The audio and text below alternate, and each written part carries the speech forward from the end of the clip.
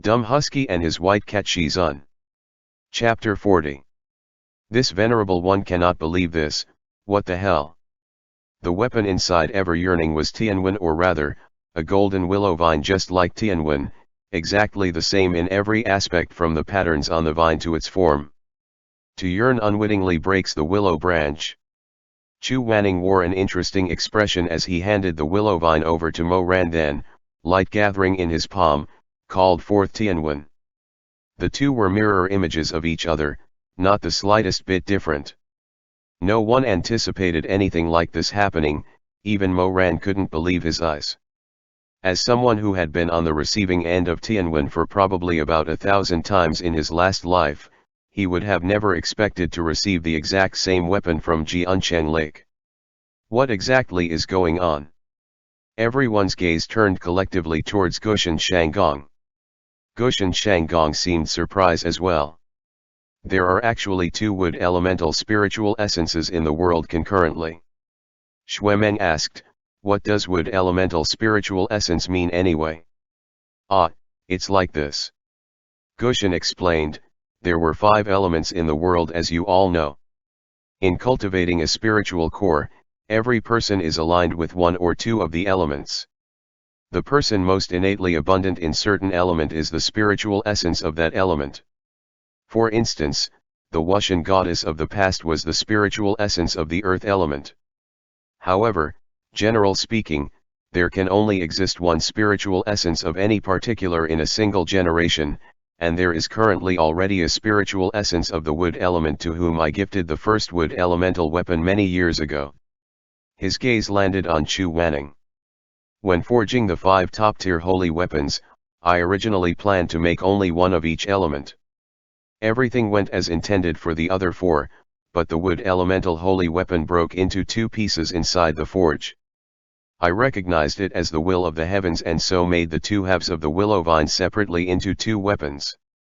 But even so, I was certain that these 2 weapons would never find owners at the same time, so I entrusted one to Ji Beiwa and his brocade box as a precaution against any unscrupulous scheming. I never would have expected." Gushan shook his head and was about to say more when suddenly, a burst of lustrous red firelight burst forth from the willow vine in Mo Ran's hand as its golden radiance changed gradually into the scarlet of a raging inferno. Mo Ran's thoughts were still in utter disarray and he blurted out without thinking, "Ah! What the hell?" Chu Wanning tried to stop him, but it was too late. And so both he and Gushan Shanggong could only gaze at Mo Ran with pity. Mo Ran also quickly realized the reason behind their looks. He remembered that the first time a holy weapon changes its color, it indicated a recognition of its owner and a request to be bestowed a name by its new master. Unfortunately, it was already too late. They could only watch helplessly as 3 characters written in exquisite and powerful calligraphy slowly appeared on the silver hand of the willow vine. "Ah! What the hell, Jiangui? Holy weapon, ah! What the hell? Mo Ran, Although Xuemeng and Shimei didn't know about the practice of naming holy weapons, they deduced what happened easily enough. Xuemeng doubled over with laughter, clutching his stomach with both hands, eyes tearing up from laughter. "Only you could manage a name like that. Ha ha ha ha ha, good name.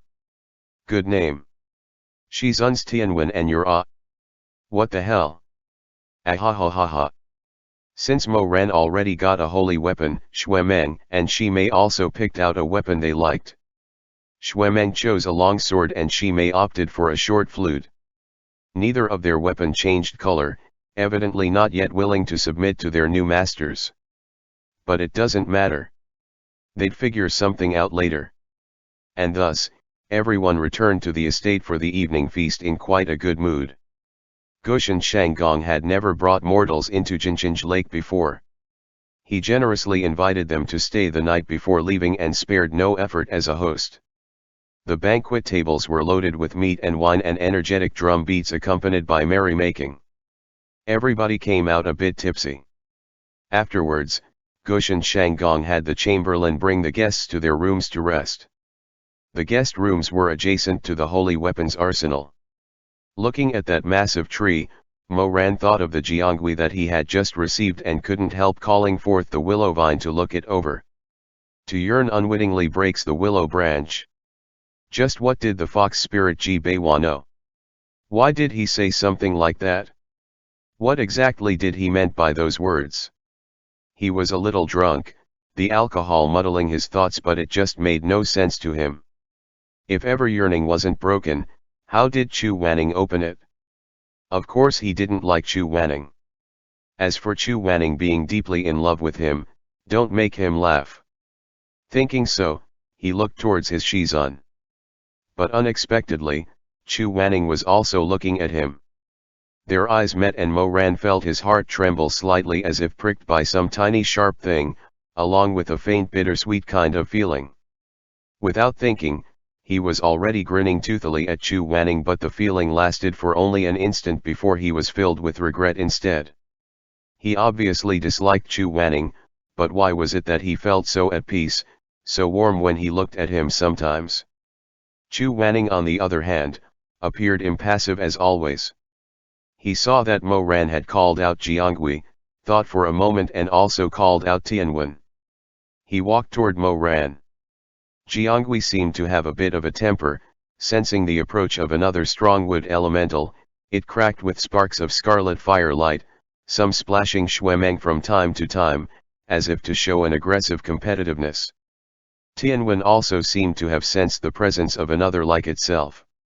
It has however already adapted Chu Wanning's mannerism from having spent so much time with him, and so, despite its proud competitive nature, its golden light did not stir into an agitated frenzy like Jiangui, but rather brightened gradually, and seeing that its master did not disapprove, grew dazzlingly brilliant.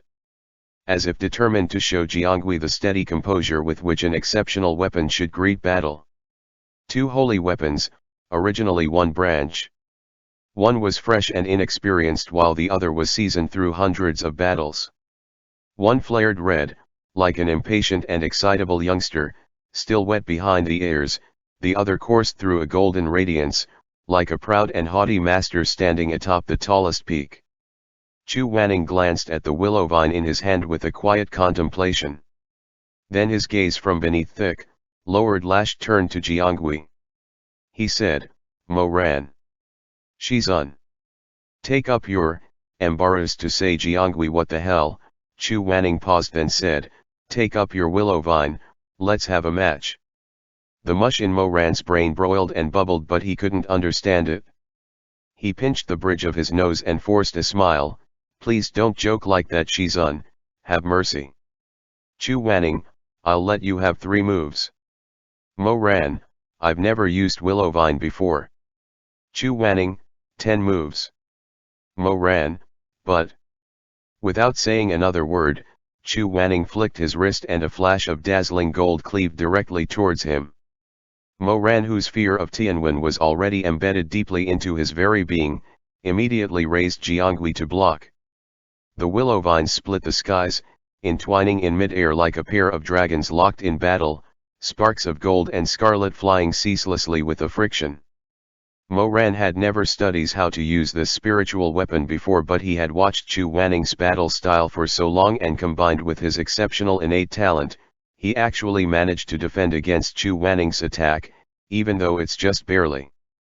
They exchanged several dozen blows in the freezing lake water. Chu Wanning was holding back, but Mo Ran's performance in holding his own against him was still outstanding and exceeded his expectations. Tianwen's gold and Jiangui's scarlet danced together, light resplendent in their wake, magnificent to behold.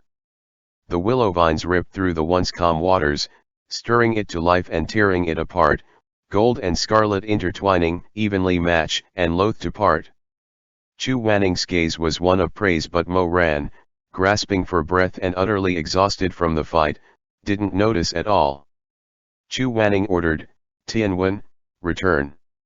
The golden willow vine that was fierce and unrelenting a moment ago became pliant and like ice melting into spring water, returned obediently to Chu Wanning's palm. Mo Ran's chest heaved as he panted for breath. Jiangui still crackling with firelight in his grip. His legs gave out after a while and he fell on his butt right there on the snowy ground, grievance written all over his face. No more, no more. Shizun's bullying me. Chu Wanning. I let you have 10 moves. Mo Ran whined petulantly. How could 10 moves possibly be enough? 100 would be more like it. Ouch. My hand, my arms, they're gonna fall off. She may gimme some rubs. He blabbered as Shuemeng laughed mockingly, and Shi Mei tried his best to calm both of them down. Chu Wanning glanced at them quietly and became quiet. In the green waters of the freezing lake, the corners of Chu Wanning's lips seemed to move slightly, as if in a faint yet warm smile, but there's no way to be sure, as it was only for an instant. The next moment, he had already turned around, a hand held casually behind his back as he gazed at the enormous tree at the center of the courtyard with its thousands of dropping branches, thoughts unknowable. The night, Mo Ran sat in the guest room with a soft and clean floor of white sand, the walls painted aquamarine and enchanted to gleam softly with the rays of light that pierced through the water. The window was half open, the pearl curtain drifting gently in the evening breeze. On the table was a lamp made of night glow pearl that lit up the room with soft ambience. A large seashell sat in the center of the room, its side lined with layers of soft, fine stain.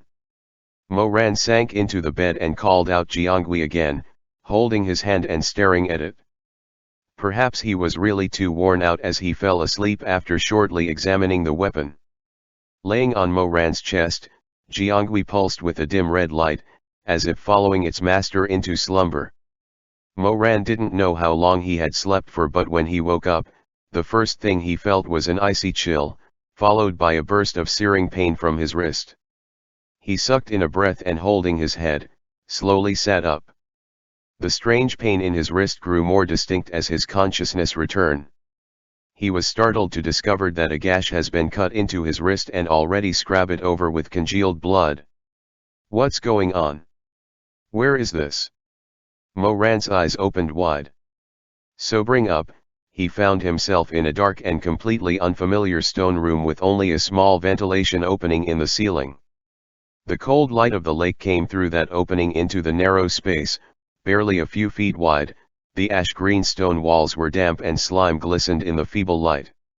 End chapter. Dumb Husky and his white cat Shizun. Chapter 41. This venerable one kisses the wrong person again. The stone room is empty, just plain walls on 3 sides and magic bars on the 4th that coursed with a red light. The room only has a crude bed made of stone and covered with straw. There was nothing to do but to lie on the stone bed. His hands and feet were both shackled, the chains clanking with every movement. Even worse, something seemed to be suppressing his spiritual powers and he couldn't invoke any of it. His mind was racing with anxious thoughts when he heard a sudden creaking sound and turned to see 2 merfolk enter. You! Mo Ran growled angrily. You lunatics! What exactly is going on? What do you think you're doing? Where are my Shixing and Chidi? Where's Gushan? Oi! I'm talking to you. But not matter how much Mo Ran yelled or cursed, the merfolk paid him no mind. They were carrying something wrapped in a piece of red fox fur, something human-shaped, which they expressionlessly set down on the stone bed. Mo Ran snarled, You little eels! Quit yapping already. One of them finally spoke, voice filled with contempt. You're a spiritual essence, it won't be a bad deal for you. The other also sneered, more like a pretty sweet deal. Mo Ran was about to spit blood out of rage. Just what do you want? What did you lock me up here for? What's that on the bed? What's that on bed? One countered. The person you like, of course, the other said. Mo Ran was shocked. Shi Mei. The merfolk did not confirm nor deny anything. They only sneered at him. The spring of youth is such a fleeting thing. Since the 2 of you are meant to be, we'll let you have this night together. When it's all done and over with, then you'll find out what the exalted God went to such trouble for. They left afterwards. The room went deathly silent. With his hands and feet restrained, Mo Ran couldn't move. Time passed by. He struggled to no avail, until his wrists and ankles were raw and bloody. Panting slowly, Moran turned to look at the person next to him, wrapped firmly in the fox fur from head to toe with only a long strand of ink-black hair visible. He stared at that strand of hair, heart beating erratically with both panic and arousal. He didn't know why that creep Gushin was doing this, but if this is what would let him realize his covetous desires with Shimei. His thoughts ground to a halt, as if any more would be to profane that beautiful person. Moran stared at the ceiling, breaths heavy and stifled as if there was a weight on his chest. He had longed for this for so long, but now that the chance had come, all he felt was unease. That initial, filthy excitement slowly faded away as 1,000 thoughts raced through his mind. He gradually calmed down. Whatever it was that Gushin was planning, it could not be good. It'd be one thing if it was only aimed towards himself, but how could he bear it if Shimei got dragged into it too? Besides, this whole situation was orchestrated by someone else. Shimei hadn't agreed to anything at all. Moran may be a scum, but he wanted to protect, not hurt the person he liked. He resolved that no matter what Gushin does, he definitely won't take advantage of Shimei when he wakes up. A long while passed in silence before the person beside him finally moved. Moran hurriedly turned his head that way and with raspy voice called. She. The May hadn't even come out before it made a stiff turn on the tip of his tongue and went right back in. He swallowed, the jut of his throat bobbing before he finally managed to spit the second half. Zun. Shizun. Moran's gaze, resolute and filled with chivalrous conviction only a moment ago, faltered as soon as he saw the face that was revealed from underneath the fox fur. All of his mental fortitude fell apart in an instant. Moran's face turned pale and he became exasperated. What's wrong with every inhabitant of this Jinjinj lake, especially that Gushin? What makes them think that that one he liked was Chu Wanning? First the fox, now these merfolk. Could it be that they somehow figured out that he had slept with him before and still wants to sleep with him even now? Ridiculous. It's not like wanting to bed someone is the same as liking that person. Moran raved on the inside, filled with indignation, but couldn't even choke out half a word of it, only staring dumbly as that pair of phoenix eyes slowly opened. Oh gods! He could almost hear the clunk of something in his head breaking. A second passed and something seemed to ignite from the wreckage inside his chest, along with a foul stench, black ashes, and a twisted kind of heat. It was scalding hot. As if a fire-spitting dragon was suddenly roaring through the deadly stillness of this dark night. All of his premeditated reason and self-control burned up in the roaring blaze. This was the last thing he could have possibly anticipated. Chu Wanning's usually piercing eyes were hazy with sleep, languid and daze, like a bamboo forest after the rain, every leaf and sound laden with dew. Judging by that expression, something seemed to be controlling his consciousness. He sat up slowly, the fox fur slipping off his shoulder and revealing a large expanse of supple skin, for he was completely naked underneath, but his back and shoulder were covered in bruises, love bites in hues of red and blue. How could this be? Moran felt like he is going crazy. Who did this? Who did this kind of thing to his Shizun? He was Chu Wanning. Every bone in his body was shaking in rage, his blood screaming in hatred. This was Chu Wanning. Who touched this person who belonged to him? This person was his. Moran was so overcome with anger that he didn't even stop to consider that Chu Wanning didn't belong to him in this life, didn't belong to anyone. All he saw was Chu Wanning's firm, well-proportioned body and those unfamiliar marks on that familiar body. Shizun. His voice was low and twisted, but Chu Wanning didn't seem to hear his hoarse cry at all. He lowered his lashes and, like a puppet on a string, leaned over Moran, a hand caressing his face as their eyes locked for a moment. Then he closed his eyes and leaned in, those moist lips capturing his own. Chu Wanning had rarely kissed him first. At the touch, the dried-up field in his heart exploded with colors before his eyes, his heart beat wildly, feverishly. Chu Wanning's body was cold but heat flared up all the same where teeth scraped as their lips met. Mo Ran was still agonized and jealous over him being ravished by another but couldn't resist being seduced by this familiar man. He was pained and aroused all at once. Mo Ran was panting when their lips parted. He opened his eyes only to see Chu Wanning's eyes glassy and skin flushed with desire. His blood raced and he couldn't help wanting to reach up and stroke his face. But he was still bound in chains, unable to move. Chu Wanning flanked at the shackles but said nothing, instead rising to his knees and moving to straddle him. Mo Ran swallowed hard, throat moving, but then he noticed between Chu Wanning's long and shapely legs, an unmistakable stickiness sliding slowly down his thighs with the movement. Mo Ran saw red, his eyes snapping open as he tried to sit up in a jolt but was pulled back by the chain, slamming heavily back down against the bed.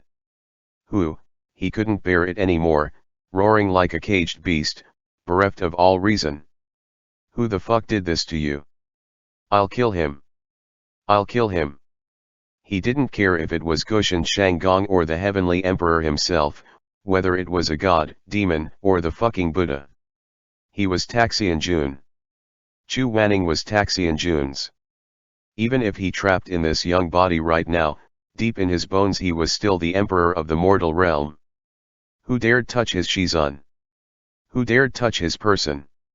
His Mo Weiu's Taxian Jun's person. Mo Ran. Mo Ran's internal fuming continued. He'll just have to kill them all.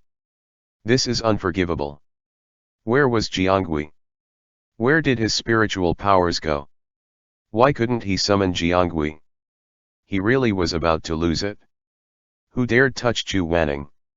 In the previous life, he dug out the eyes of anyone who dared as to so much as even glance at Yu Heng of the night sky one too many times and made them swallow their own eyeballs.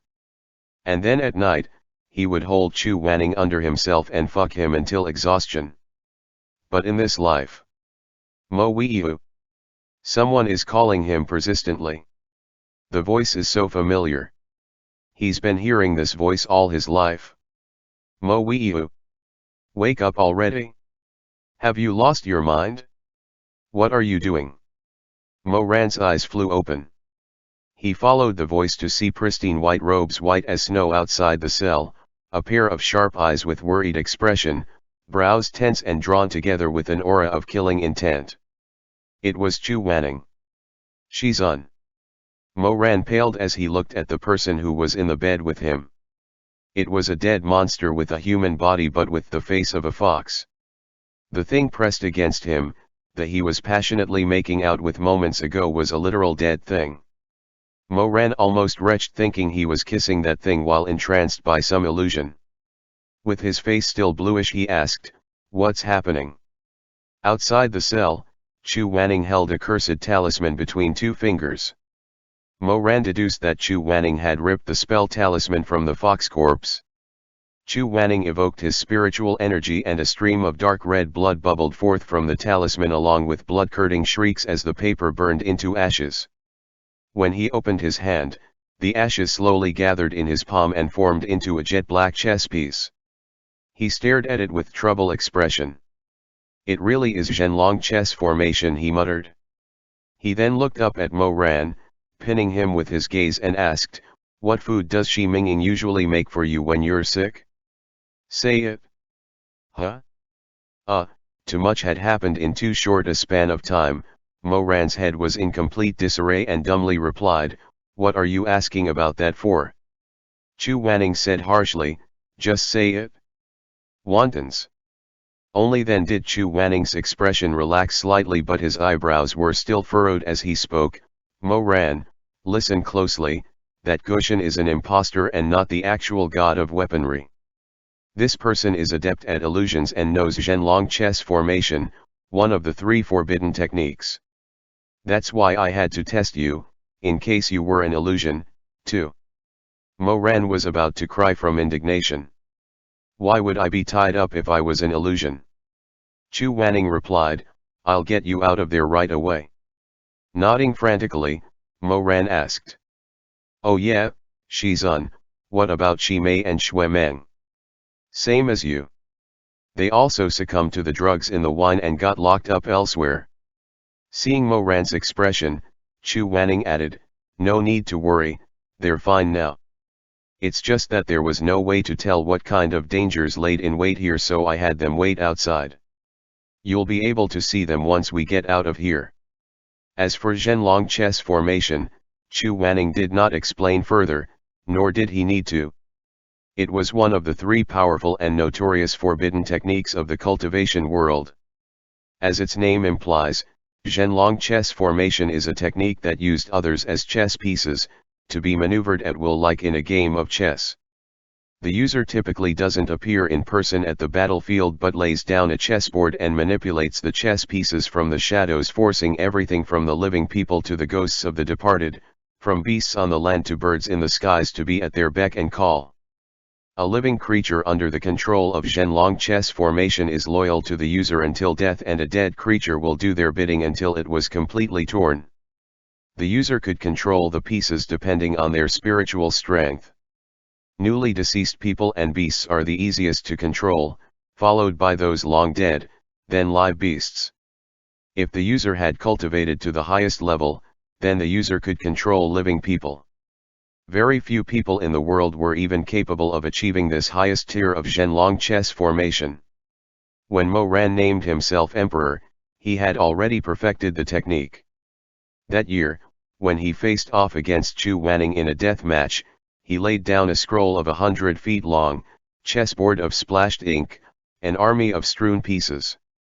In that battle, Mo Ran summoned endless beasts of both the land and sky, and commanded an army of countless living people. Hundreds of thousands of chess pieces touched down simultaneously, winged beasts blotted out the golden sun and dragons burst out of the raging seas. It was like a sight from hell. This fox corpse was something controlled by the Zhenlong chess formation with an additional layer of illusion spell.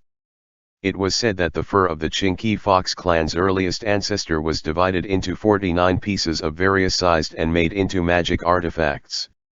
If one were to take someone's blood and drip it onto the fox fur and then wrap that fur around anything, even a block of rotten wood, it would take on the appearance of that whoever the blood owner's heart desire. However, the spell only worked on the blood owner, so anyone else could see what the object really is. The fur wrapped around this fox corpse was one such artifact. Chu Wanning freed Mo Ran in no time, and by that time he got him out of the prison. He had already explained everything to him. Mo Ran asked, but Shizun, how did you know that Gushin was a fake? End chapter. Dumb Husky and his white cat Shizun. Chapter 42. This venerable one is a little uneasy. Chu Wanning replied, if it was the real Gushin Shanggong, why would he use dead things instead of living things? And even though this person's powers are fairly strong, they're still nothing compared to a god's. This made a lot of sense, but there were some things that still confused Mo Ran. Was it when you saw this dead fox that you realized that Gushin was an imposter? Chu Wanning shook his head. No. Do you remember what this Gushin asked me when he first showed up? Mo Ran thought about it for a moment and said, I think he asked you something about your weapon. That's right, Chu Wanning confirmed. I've never hidden the aura of the holy weapons on my persons. They can be sensed with just a little perceptiveness. But even as the god of 1,000 weapons, he couldn't immediately tell that I had 2 holy weapons from Jinqinj Lake and assumed I only have 1.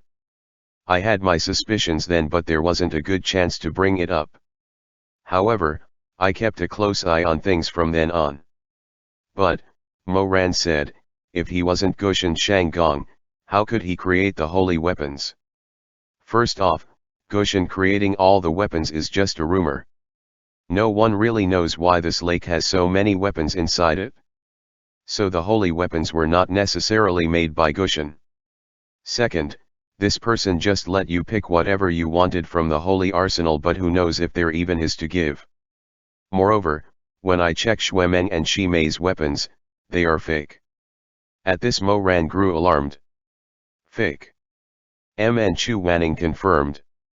Mo Ran stood blankly for a moment and then, thought about his own situation, then Jiangui. Jiangui is real. But his goal wasn't just to give you a weapon. Then what did he want to do?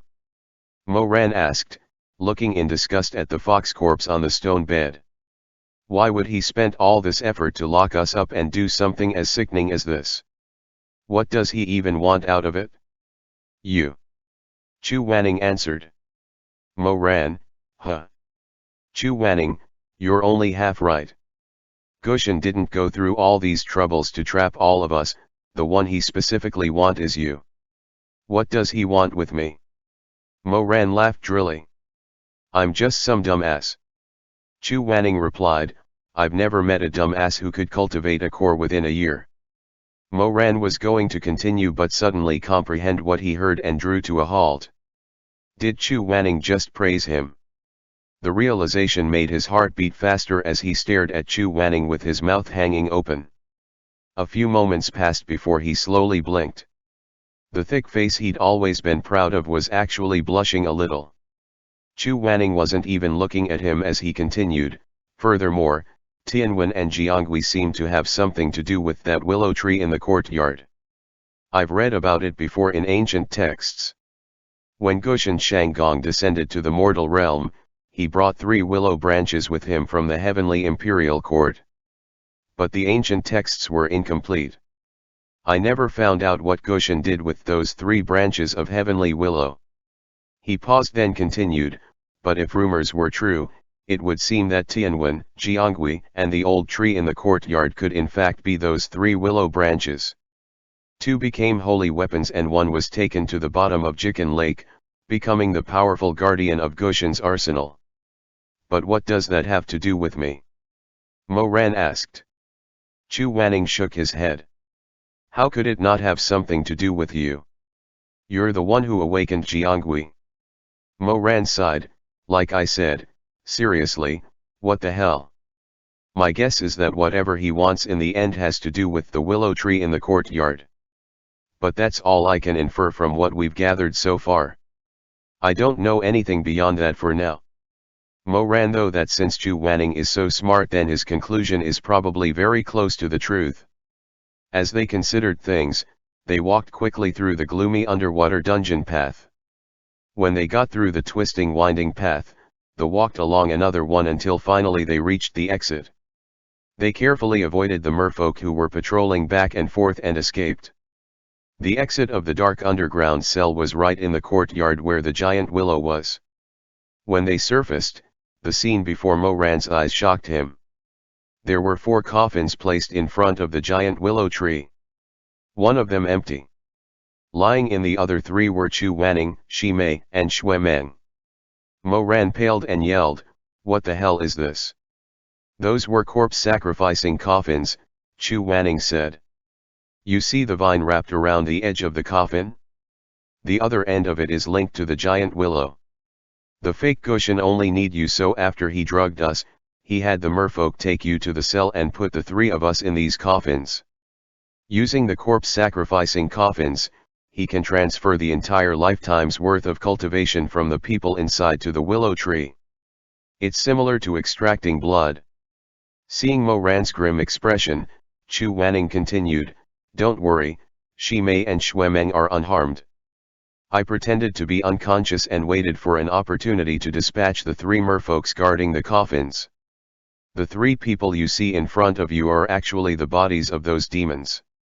He said all of this nonchalantly, but Mo Ran couldn't help raising his eyebrows and sneak a look at the other.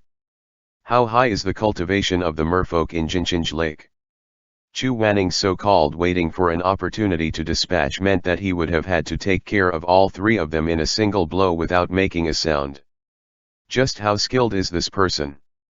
It had been many years since he'd last fought on equal footing with Chu Wanning, so he was a little dazed when heard the sentence. It was as if the storms and hails in his past life flashed before his eyes. He saw the figure within it that shook the sky and earth. His face slightly turned to the sides, eyes shining. Chu Wanning saw him lost in thought and asked, what is it? Mo Ran was jolted back to awareness, replied, nothing. Chu Wanning. Mo Ran, I was just wondering how did Shizun turn the merfolk into these forms. Chu Wanning smiled coldly. Simple illusions. If that fake Gushin can do it, how could I not be able to do it as well? Leave the fake bodies here to avoid being discovered by those eels. Give them a taste of their own medicine. Mo ran. In any case, the area was dangerous, so they couldn't stay there long. They took a short breather and then left immediately. However, when they reached the agreed meeting place with Xuemeng and Shimei, there was no one there. Mo Ran's face went completely white. Where is Shimei? Chu Wanning's expression became troubled. Instead of answering, he lifted his ring finger and produced a layer of golden light atop it. He could use the Haitang flowers which he'd tucked into the waistbands of his disciples before they climbed Dawning Peak to track them. After a while, Chu Wanning cursed under his breath and put the light away. Something must have happened here. The two of them probably ran away from this area to hide from the patrolling merfolk, possibly towards the market area. Come, let's look for them. The two of them were both extremely skilled and easily avoided all the patrolling merfolk. They swiftly flipped over the walls of the courtyard and rushed in the direction of the market that Gushin had taken them to during the day. Normally, there would be no such thing as night and day underwater, but Jinchinj Lake was different. One could perceive the rising of the sun and the setting of the moon. At that time, the long night had broken and the sun was rising in the east. Mo Ran could see Jinchinj Lake's morning market setting up in the distance. The bustling city center filled with people gathering into it and subconsciously released the breath he had been holding. It seemed like Shimei and Xuemeng were safe as the scene before them seemed normal. However, Chu Wanning's expression was taut. He wordlessly pulled Mo Ran over to him. Mo Ran, Shizun. Chu Wanning, come here. Mo Ran, what wrong Shizun? Stay close. Chu Wanning's voice seemed to be laced with some self-reproach, even if he looked as cold as always. Xuemeng and Shimei have already gotten lost. I'm afraid that if I'm not careful, you'll also. Mo Ran saw that Chu Wanning's face was a little pale and seems to be out of worry for him. He was startled for a while and for some reason, his heart felt moved. He spoke to comfort him, I won't get lost. Come on, Shizun. Let's go look for them. He started walking forwards while talking, and as he did so, he turned his wrist and casually took Chu Wanning's hand on his own. Chu Wanning's fingertips seemed to tremble for a bit, but since it was only for a short while and Mo Ran's heart were preoccupied with Shimei, he didn't think much about it and chalked it up to his own misperceptions. Fresh blood mantu, freshly made. Skin of Shua Iran snake, premium clothing material, only 3 left. Once it's all gone, you'll have to wait for my next shedding. Selling squid ink brow filler, made with fresh ink spat just this morning by yours truly, it'll do wonders for your eyebrows. Hey miss. Don't leave. The shouts of the peddlers in the market fell incessantly on their ears, the extraordinary scene really too much for one's eyes to take in. Mo Ran pulled Chu Wanning along with a silly smile on his face for 2 steps, and in that abrupt moment, suddenly realized something wasn't right. He immediately halted his steps, eyes widening as he felt all the blood in his body run cold. Something's wrong. Something's very wrong here. He swept his gaze around and sure enough, a headless ghost sat by its stall, selling combs and makeup. It held a comb between 2 fingers with long, scarlet-painted nails as it brushed the hair on its own bloody head that was resting on its knees, offering in a soft voice, high-quality combs, take one home with you today. As he thought. Just as he thought. In this city center, every person's movement, every person's words, every person's expressions, they were exactly the same as when Gushin had brought them here yesterday. Mo Ran jerkily recoiled a few steps, crashing right into Chu Wanning's chest. He immediately raised his head and said hoarsely, Shizun, what is this? Chu Wanning seemed to had his suspicions for a while now, and after confirming it with his own eyes, his heart sank. He gripped Mo Ran tightly. Mo Ran, what's going on? Is this an illusion? Chu Wanning shook his head and thought about it for a moment. He then said slowly, Mo Ran, have you ever thought about how this Jinjinj lake has many different beasts and creatures? At least some of them must have seen the real Gushan Shanggong before. How could they not tell that if that Gushan is fake? The color drained from Mo Ran's face as he felt a tinge of fear. Yes, you're right. And let me ask. Chu Wanning continued, if you were pretending to be Gushan Shanggong and hiding out in Jinjinj Lake, how would you make everybody else say what you want them to say, do what you want them to do, listen to your every word and put an act for you? Mo Ran understood immediately the Zhenlong chess formation. Black and white chess pieces fall into place and all under the heavens fall in line. He knew the sheer might of this forbidden technique more than anyone else. He almost blurted it out, but a glimpse at Chu Wanning's eyes and he managed to stop himself just in time. How could the 16-years-old him think so easily of the 3 forbidden techniques? And so he said instead, that would be very difficult. No, Chu Wanning said, it's very easy. He paused then said, you just need them all to be dead. End chapter.